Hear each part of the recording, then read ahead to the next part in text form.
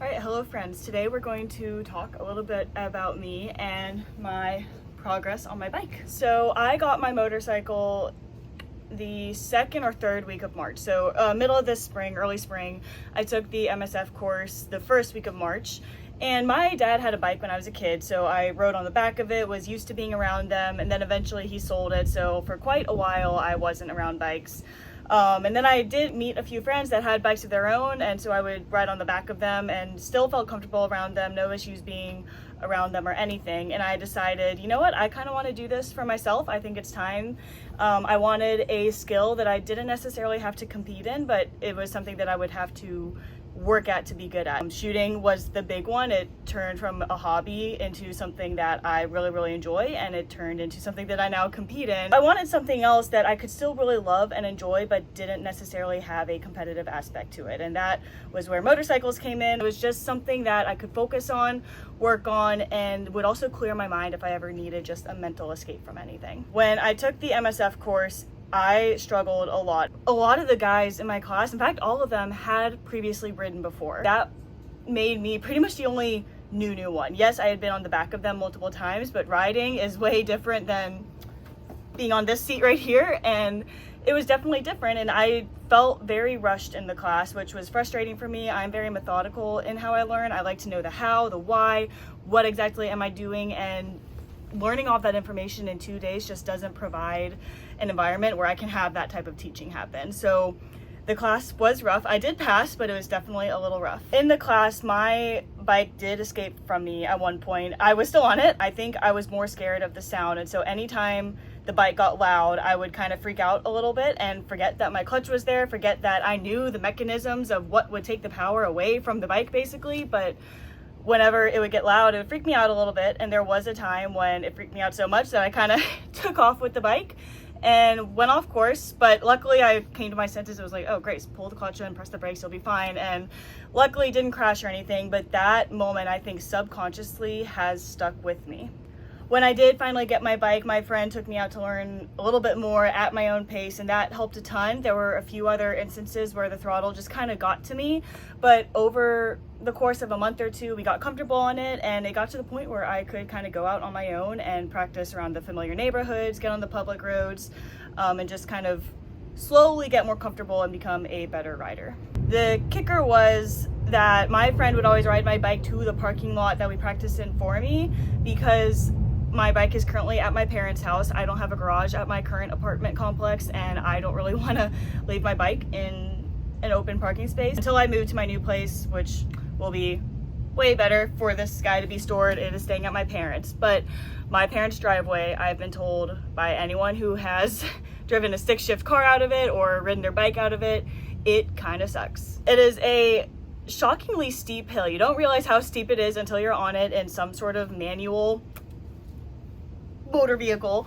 And like even when I was learning to drive stick shift in my truck, it was rough those first couple of weeks trying to get that truck out of there. So I was not ready to get out of that hill. It also turns onto a very busy, relatively narrow two-way street, and it's also blind kind of on both sides, so you have to like really get up there to see where it's going. So that kind of scared me, and eventually I was able to get out of the hill or out of the driveway.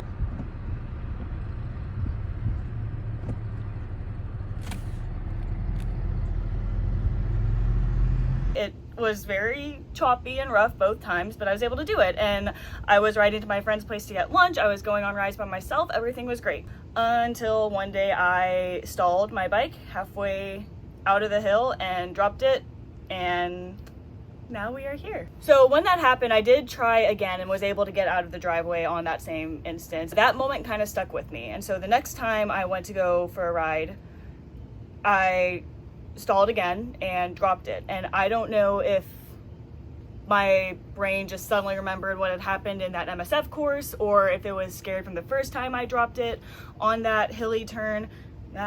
Not really sure, but I had never really experienced a mental block that badly until that had happened. In shooting, I have had areas where I've struggled. I've had poor matches, I've had frustrating training sessions, I have had times where I feel like I'm not making improvements, but every time I was able to kind of overcome it. And yes, while there was a struggle, I never was unable to do anything. With this bike, every time going up to the driveway after that first initial fall, falling again and again and again and continuing to try, but just continuing to fall on that gosh darn driveway, I had never experienced that. I'd never been mentally blocked so badly by something like that to the point where I couldn't even get out of my own driveway.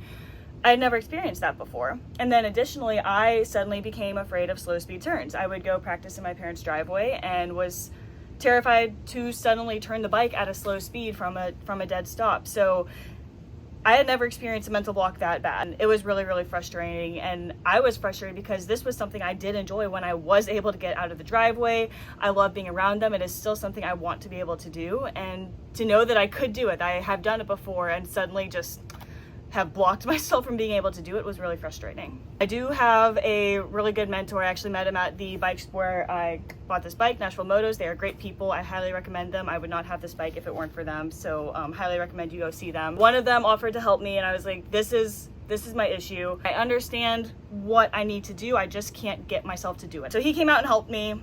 And eventually we were able to get out of the driveway, which I was very happy with. So I tried again when he was gone to do it and dropped my bike again, this time halfway across the street. We have come to discover, or I have come to discover, that I have somewhat of a fear of the throttle, I believe. And I think it stems from that MSF course and not really being fully understanding what I was supposed to be doing and having that bike run with me away from everyone else. That has kind of stuck with me. So even though I was able to accomplish riding and have gone out of my driveway multiple times before, that MSF scenario plus the first time I dropped my bike have just kind of stuck with me and given me this block.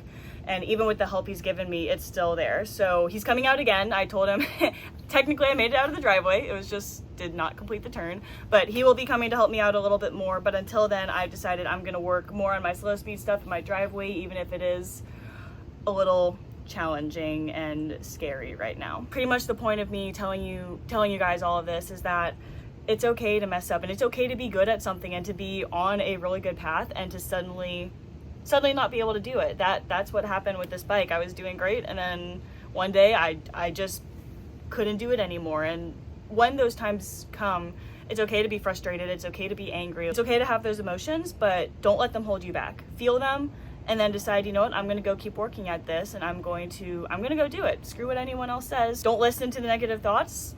Just go do it, go practice. And it's gonna be one step at a time. It's definitely frustrating. I definitely understand frustrations that other people may have when it comes to scenarios like that, but things happen. And like I said, this was something I chose to work on and something to give me a mental break. So we're gonna go practice some more today in my parents' driveway. Came to visit them so I could ride my bike today. And we'll keep you guys along for the journey. I'm gonna make it back out of the driveway. You will see me on the roads again sometime soon. We will gain the confidence back on this bike. I know what my limits are. I know what's safe, what's unsafe, and right now I know it's not safe for me to be going out on the roads by myself just because I have lost the confidence I initially had. So we're gonna stay in the driveway, we're gonna practice. We'll practice with some professionals and very experienced riders later this weekend again, and we will make our way back out there. So don't be afraid to take a couple steps back if you need to regain your confidence. It's okay to lose it, just make sure you work to get it back. All right, let's go practice.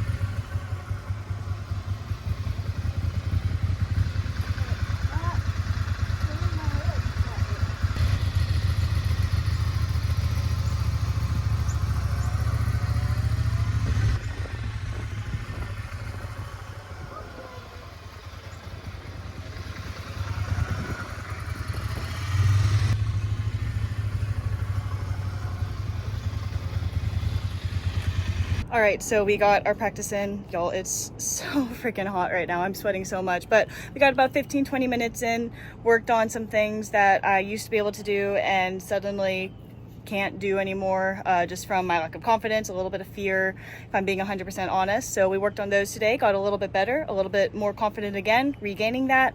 And just as I say with everything, things are a marathon, not a sprint, and that's really hard to remember. But it's okay to take steps back in order to go forward. It's okay to be a little bit scared. It's okay to try new things and maybe not be confident right away. So we're gonna learn this. I'll have you say hi to my doggo, Jasper. Say hello. Oh, there's the little pupper. I don't know where Mabel is. Oh, hello. There's little Jasper. Mabel is goofing around. Mabel! I don't know where she went. She's probably inside. But we will get some more training in on Sunday with my friend from the shop, and we will conquer that driveway again soon enough. So stay tuned. If you are riding anywhere, please stay safe. If you are doing any pew-pew stuff, stay safe as well, and we'll see you guys next week.